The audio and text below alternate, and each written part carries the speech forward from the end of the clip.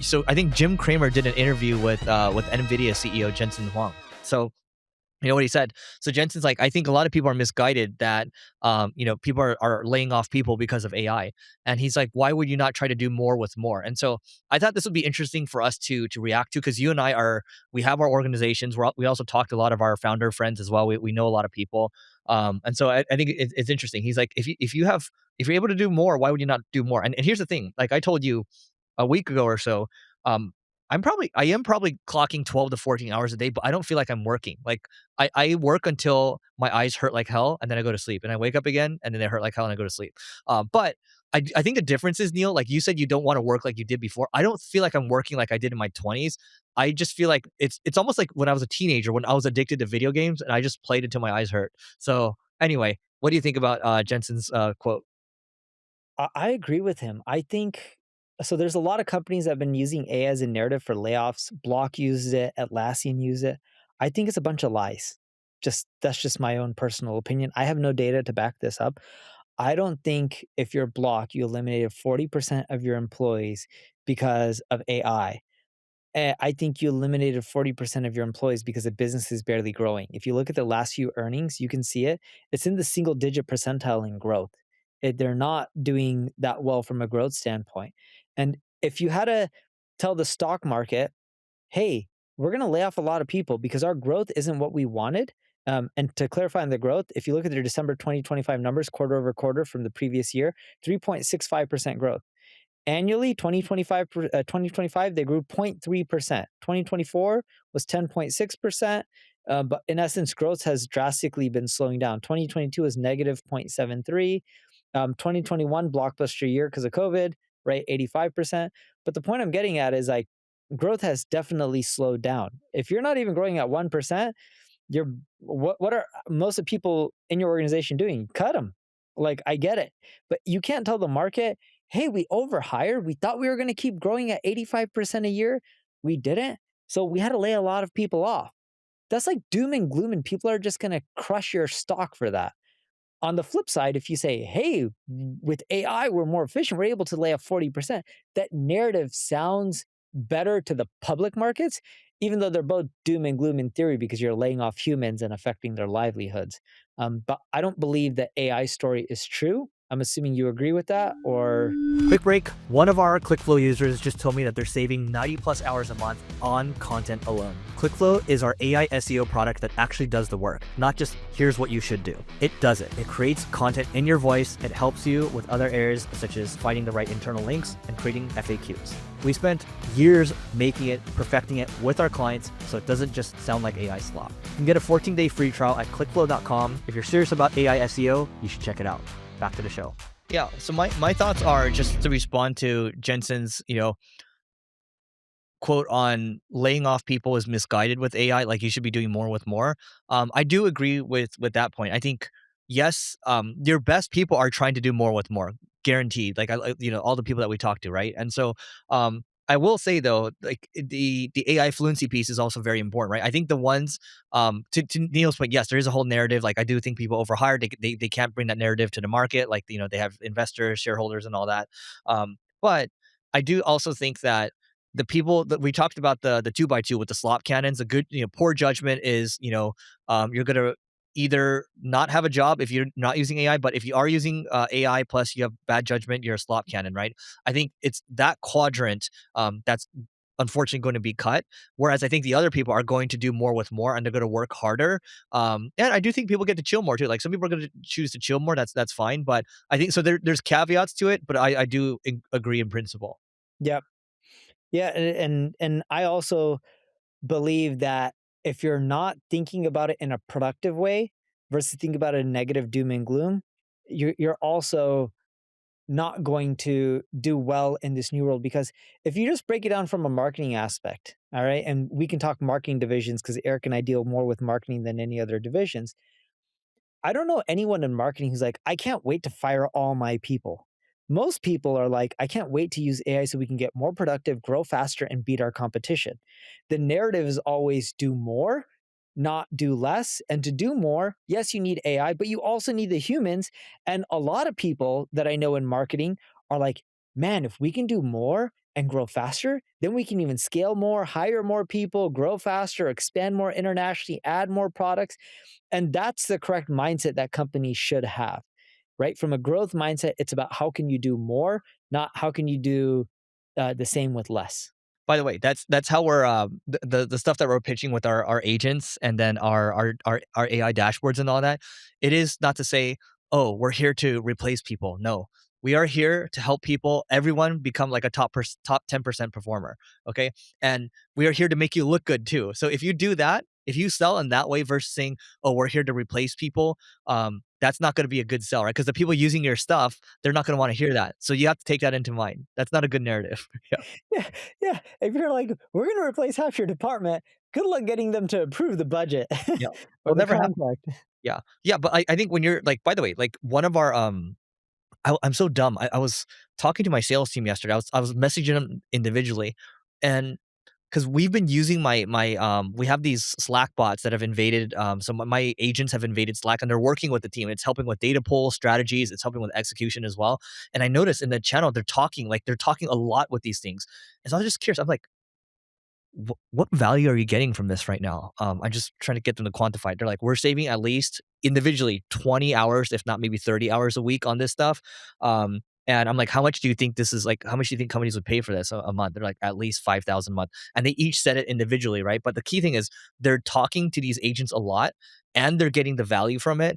And I'm like, oh, like we should be like we have all these other agents and all that, but I'm like the agents inside of Slack I think is a major unlock that everyone should do, and we're actually pushing to sell that now, like as a base to everything that we're doing. So I think that's going to be the future of work because if you have an infinitely patient bot that's working with people, it's coaching people, it's also helping with performance management as well. I think your entire team scales a lot faster. So literally Yeah. my team right now as we're recording, they're doing a hackathon right now. And I sent a message to the entire team today. I was like, hey guys, don't try to build these dashboards for humans to use.